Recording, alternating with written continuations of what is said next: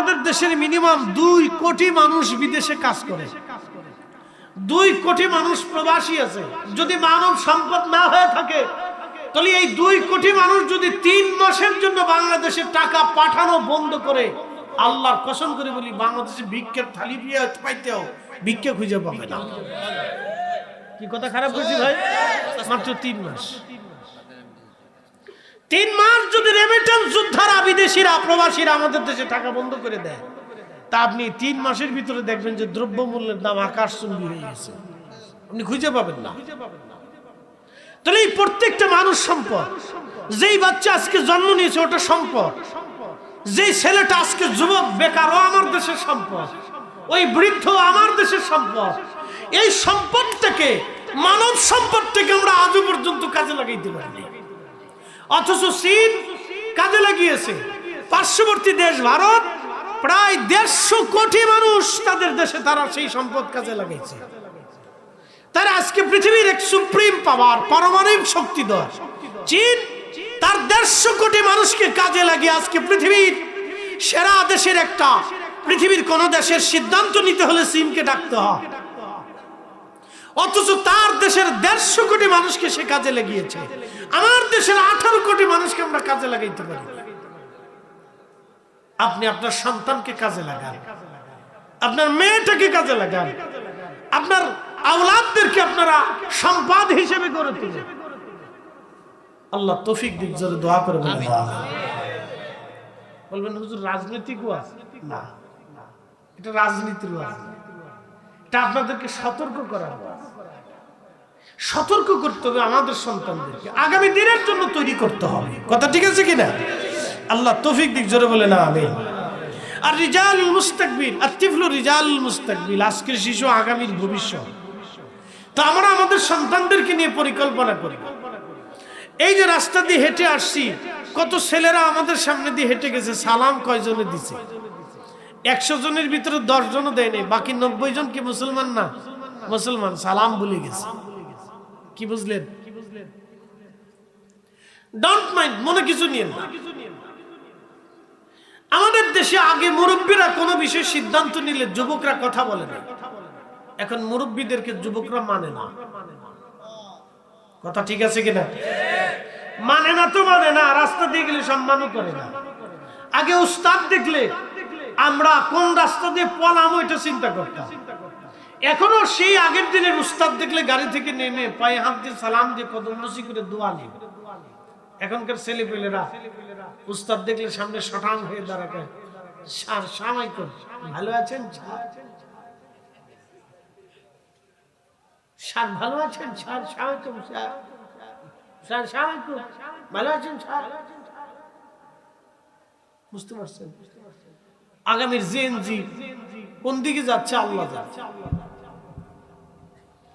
3 বছর আগে যেই ছেলেরা মুসলমানি দিছে এটা এখন গাঁজা খায়। এই আসতে কনকে জোরে বলেন। বাংলাদেশের এমন কোন গ্রাম নেই যে গ্রামে গাঞ্জুটি না আছে। আমি কি মিছে কথা বললাম? আপনারা বলেন।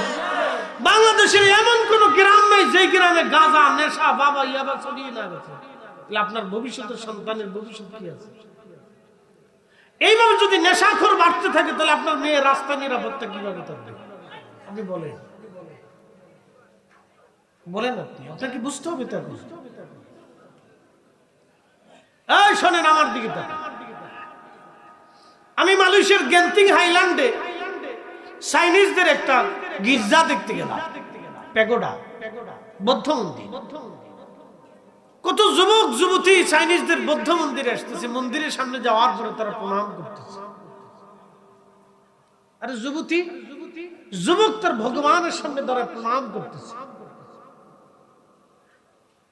হাজার হাজার মুসল্লি যুবক রাস্তা দিয়ে হেঁটে যাচ্ছে খোদারঘর মসজিদে, কোনো ভূমিকা নাই। কি কথা কন না, কোনো ভূমিকা নাই, কোনো ভূমিকা নাই, কোনো ভূমিকা তার নেই। চলে যান আপনি ভারতে, হাজার হাজার মন্দির তাদের দেশে, বড় বড় মন্দিরের সামনে যে কত যুবক আর যুবতী মাথায় প্রণাম দিয়ে দাঁড়িয়ে, যুবক তার ধর্ম পালন করতেছে। লক্ষ লক্ষ যুবক আমাদের দেশে খোদারগার মসজিদে তার কোনো অবদান নেই, না কোনো অবদান নেই। তাহলে আগামী জিএনজি আমাদের দেশের এই যুবক শ্রেণীর ভবিষ্যৎ কি? এদেশের 100% যুবকের ভিতরে 80% বাবা মার কথা শোনে না। কিয়ামতের আলামত আমি বলিনি, 1450 বছর আগে আল্লাহ রাসূল বলেছেন এটা কিয়ামতের আলামত। নতুন একটা ব্যাধি আসছে, মহামারী, এটার নাম মোবাইল। যখন টিপতে থাকে তখন সারা রাত চলে যায়। কি কথা কন না কেন? আমার মুসল্লি এসে দোয়া চাচ্ছে, হুজুর দোয়া করেন। কিসের দোয়া? ছেলে পাগল হয়ে গেছে। বয়স কত? 6 বছর। কেন? মোবাইল টিপতে টিপতে। বুঝেন আপনি? 6 বছরের একটা বাচ্চার মোবাইল টিপাইতে টিপাইতে টিপাইতে টিপাইতে সে পাগল হয়ে গেছে। এগুলো আসক্তি, এগুলো একটা নেশা। বাবা মা বলবেন হুজুর ওয়াজের বিষয় এটা। হ্যাঁ, এখনই ওয়াজের বিষয় এটা। এই ওয়াজ যদি আমি না করি আপনি সতর্ক হবেন। আগামীর দিন আমাদের কোথায়, কোন দিকে যাবে? যদি এখনই সন্তান বাবার কথা না শুনে, তাহলে সন্তান যদি বাবাকে না মানে তো মানবে কাকে? সারা বাংলাদেশে গ্যাংস্টার বাড়তেছে, নাম দিছে কিশোর গ্যাং।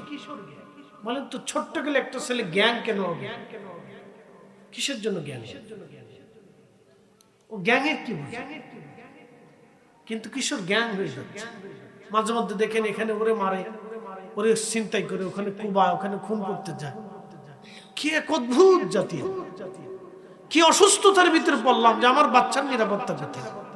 এইভাবে যদি চলে তাহলে আগামী শিক্ষিতরা দেশ থেকে পালাবে।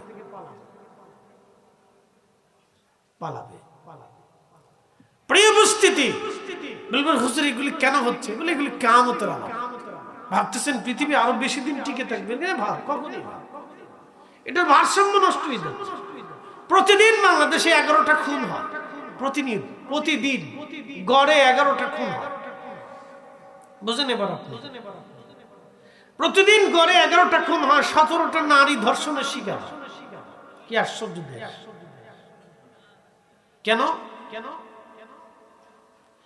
85% মুসলমানের দেশে একটা নারীর নিরাপত্তা দিতে পারলাম না। এজন্যই খাজা বাবা আজমিরের সময় বিধর্মীরা প্রতিমার সামনে সেজদা দিয়ে খাজা বাবার বরগাহে ঢুকতো। খাজা বাবার বরগাহ থেকে বের হওয়ার আগে খোদাকে সেজদা দিয়ে মুসলমান হয়ে তারপরে তারা বের হতো। একসাথে বলবেন আল্লাহু আকবার। না হয় না, আর একটু জোরে বলেন। আপনি সেই ওলির নামে বলেন খাজা বাবা, গাজা বাবা। খাজা বাবার কি অবদান ছিল? এখনকার নতুন জিএনজি কথা বললে কিভাবে নেবে না? কি অসুস্থতা এটা! কি দাওয়াত সেই দিন দিলেন, অথচ বাংলাদেশে হাজার হাজার লক্ষ লক্ষ আলেমরা ওয়াজ করে। প্রত্যেক জুমাতে ওয়াজ হয়। এই যে মসজিদে আজকের জুমাতে ওয়াজ হয়েছে, আমি আজকের জুমাতে ওয়াজ করে আসছি।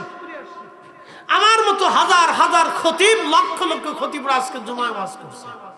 আমরা কয়জনকে কালেমা পড়াইতে পারছি? পারিনি। তাহলে আমার ওয়াজ খাজা বাবার ওয়াজের ভিতরে রাত দিন তফাৎ ছিল। আমাদের দেখানো ইসলাম আর ওলিদের দেখানো ইসলামের ভিতরে রাত দিন তফাৎ ছিল। এই জন্য ওলিরাই সেরা। কথা বলে ঠিক না? আমি বলিনি, আপনার বক্তব্যে না, আল্লাহ কোরআন বলতেছে ইন্নাল্লাযীনা আমানু ওয়া আমিলুস সালিহাতি উলাইকা হুম খায়রুল বারিয়া। একসাথে বলুন আল্লাহু আকবার। না হয় না, আর একটু জোরে বলেন, আরো জোরে বলেন। নির্বাচনে বহুত চিল্লাইছে, টায়ার্ড হয়ে গেছে, অনেক চিল্লাইছে। মোটামুটি এবছর একটু কম হয়েছে, তুলনামূলক কম আছে। তারপরে কম বেশি অনেকে চিল্লে পাল্লা করছে, তো যাক, ভালো, খারাপ না, চিল্লে পাল্লার দরকার আছে। তো আজকে একটু আল্লাহু আকবার বলে একটু চিল্লে টিল্লে দিয়ে আপনাদের কাছে আবদার, বলে জবানটা আল্লাহর দেওয়া। কুত্তারে আল্লাহ জবান দেয়নি, বিড়ালরে দেয়নি, পশু পাখিরে দেয়নি, আল্লাহ আপনাকে দিয়েছেন। কেন? মানুষ বানিয়েছেন যে এই জবান দিয়ে আপনি আল্লাহকে ডাকবেন, আল্লাহর শ্রেষ্ঠত্ব, মাহাত্ম্য আপনি আল্লাহর বয়ান করবেন। কথা বলেন ঠিক কিনা?